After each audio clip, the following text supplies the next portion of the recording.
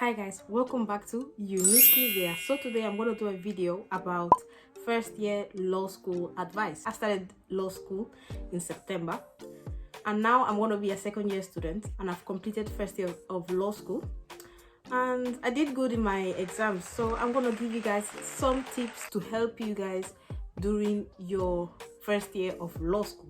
Hopefully this video will help you to prepare for law school and to know what to expect. So I wrote a couple of notes on my laptop, hence why I'm gonna be looking that direction or this direction. The first tip is basically to try to keep up with your essential reading. Your essential reading is basically what your teachers tell you to read for that specific topic, and the essential reading gives you general understanding of the topic. Sometimes I fell behind the essential reading and thus I didn't really know what the teacher was teaching. I didn't really understand the topic after the lectures. Sometimes the information can be necessary to learn the next topic. So to make sure you understand the next topic, you need to understand the first one. And to understand the first one, a good thing is doing the essential reading. And let me show you the textbooks that we had. I had this one for contract law. Some reading, maybe they gave me like 7 pages or 10 pages to read for that week, or 11, 12. Then for like criminal, maybe they gave me another pages to read, they gave me some pages to read. And for constitutional law as well, certain pages. There are many pages, a lot of text, but yeah, that's why some people may not want to read it. Like me, it was too much text, too much stuff to read. But it's worth it. If you know this topic, then you'll do good in your seminar activities as well, if you understand the topic properly. So yeah, that's the first tip. Try to keep up with the essential reading because it's essential. After all, it's called essential reading. My second tip is that when you read, don't just read for the sake of reading. Read to understand what you're reading. Because sometimes, I admit it, sometimes I just read the textbook just to, complete it, to take it off my checklist that I did the essential reading. But the thing is, I didn't really understand it. Maybe it's going to take you 1 time or 2 times or 3 times to read the thing, but read it as many times until you understand it, basically. And if you don't understand some words, just go to the dictionary and find the meaning of the word, and then you also learn new vocabulary, which will be good for you. So yeah, try to read slowly and try to actually understand where they are coming from. Try to understand the meaning of what is being written. Understand different viewpoints, understand different arguments, try to understand the limitations, Try to understand it.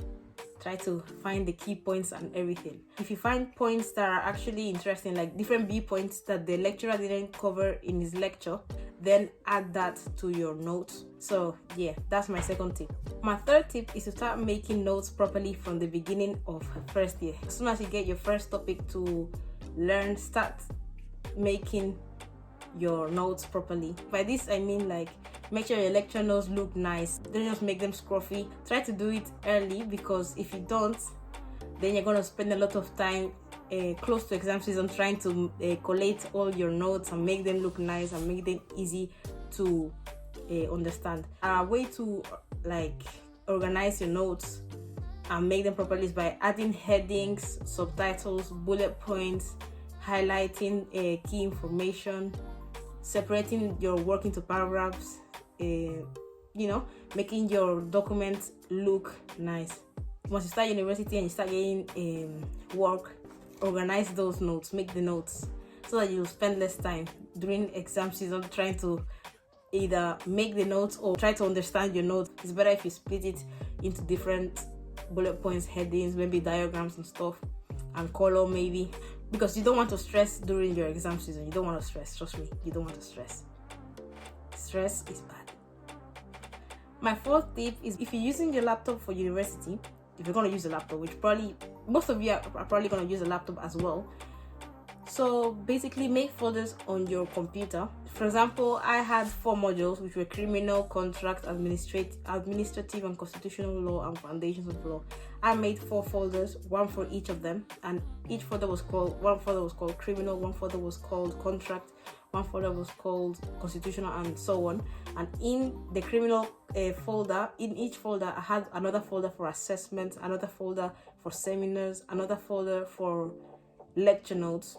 And maybe if you guys want to make your notes on Word or digitally, you can make another folder for notes, then another folder for tasks.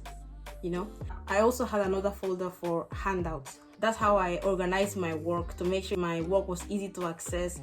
And so you spend less time. It's more time saving. The fifth tip is to find the best study technique. So do you study better on paper, writing on paper, or typing on the laptop? Do you prefer typing or writing? I prefer typing sometimes and I prefer writing sometimes. So you have to decide which ones you're going to type, which ones you're going to write, what you prefer. Like some people may prefer notes on paper and having all your notes on your hand, or some people like it digital where you can access it anytime on your phone, on your iPad or your laptop. You can access it and you don't really need to buy paper. Typing is also faster than writing, but it depends on you. Writing on a laptop or writing on paper. A pro of writing on the laptop is that it's faster. If you're writing on paper during lectures with a pen, you're more likely to active listen and also only write the key points that the lecturer is saying, as opposed to typing on the laptop. You're more likely to type everything the lecturer says, not just the key points. What app do you want to do your notes in? I usually do my notes in Word, and sometimes I use Notion. Like, if you don't know what Notion is, check it out. Maybe you'll actually like it, maybe you won't like it. It's a free app. You just sign in with your student login. And also, a couple of things that you probably need to write are your lecture notes, essential reading and further reading notes, and your real notes, and also seminar notes, basically. And seminar is basically like a class of like maybe 15 people. Lectures are those big halls with like, I don't know, 500 students or 200, I don't know, but the big classes are lectures. The small classes with like 10 kids or 15 people are seminars.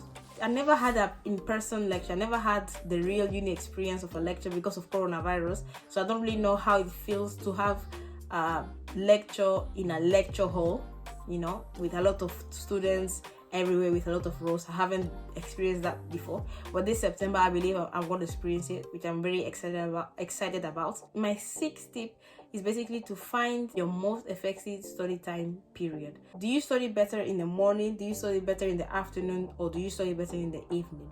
Personally, I study better in the morning/afternoon. I think, in the morning/afternoon. That's where I study better. I think maybe afternoon. Also, where is your best study workspace? Where do you study best? Will you study better in your uni accommodation, or will you study better in the library, in the uni library? Or where will you study? Also, do you study better with a group of people, or do you study better on your own? So you need to think about that as well. My seventh tip is to pay attention in your lectures. You pay attention in lectures so that you understand the basic thing they're trying to teach. And if you understand what they're trying to teach, the basic stuff, then when you go back to your accommodation, you won't have to relearn the basics because you already know the basics. Instead, you have to expand on that knowledge and basically learn more information, more points, more arguments, more viewpoints. So make sure you pay attention in the lectures so that you waste less time trying to learn the topic. My eighth tip is to join the law society, because there's a lot of activities that you could do. There's a negotiating competition, a debating competition, mooting competition. There was negotiating workshops. And there's also an opportunity for you to run as a committee member. You could run for the president of the law society, the secretary, the debating secretary, the negotiating secretary, mooting secretary. You could also apply for those roles if you join the law society. And You can also meet other law students. Once you join the law society, I don't know if these competitions are only for law society members, but if you join the law society, you'll be able to compete in these debating, negotiating, and mooting competitions. I advise you to join all of them. Take part in every competition, and then it'll also let you know what you enjoy. Do you enjoy mooting? Do you enjoy debating? Or do you enjoy negotiating? Maybe it will show you what you actually like and what type of lawyer you want to be. Because mooting goes more towards barrister, and negotiating is more towards the commercial lawyers and other type of lawyers. I joined 3 of the competitions, and I got experience mooting, debating, and negotiating. And yeah, it was very good for your CV, or for you when you're applying for first year inside scheme or vacation schemes. You're actually also learning about different stuff that lawyers do, and it's also fun. It doesn't matter if you go on your own. In fact, it doesn't matter if you go on your own. To some of the negotiating workshops, I went on my own, and I still met different people. Everyone was so nice. You can also join a law society to meet other law students, because every society has its own events and everything. My 9th tip is to don't doubt yourself. You got into the university for a reason. You deserve it. You deserve to be there. And yeah, you should enjoy it to the fullest. And also, don't compare yourself to other students. Focus on yourself. Focus on your own progress. Don't compare yourself to others, because after all, they are different people. You deserve to be there in that law school. My 10th tip is to contribute as much in your seminars. So basically, the seminars are the classes with around 15 people. Every time the lecturer asks a question, try to answer the question. Try to interact with the teacher and the class as much as possible, so that you test your own knowledge as well, and you also get feedback. The more involved, the better for you. My 11th advice is to keep an eye out for inside scheme dates. Inside scheme is basically like work experience for first year law students in different law firms. Keep an eye out for them, so that when the applications are open, you can start preparing your application and make sure the application is strong and very good, so that hopefully you get a place in an inside scheme. My 12th tip is to start preparing for exams earlier, so that you don't stress, because you don't want to stress. Trust me, that's one of my mistakes. I started late preparing for writing my exam answers, and it gave me a lot of stress, really. Also, my 13th tip is to take rest sometimes. Take a rest. You need to take a break. You're working hard, so sometimes you need to take a break. And to do this, maybe find an activity, maybe knitting, crafting stuff, or doing something that you like. Maybe go play tennis, join a society, like sports society, go play tennis, or go out. Yeah, just relax. Sometimes it's not always work. There's time for work, there's time for relaxing, so yeah, don't overwork yourself. My 14th tip is journaling. Journaling can actually be very helpful for you to keep on track with deadlines. Every week I had lectures.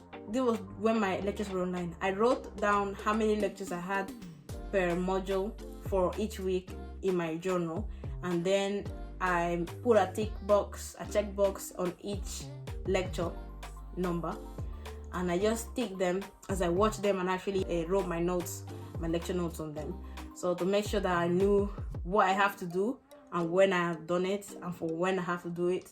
And also, this journaling can be very good to keep up with good habits. My 15th tip is that some content may seem hard at the beginning.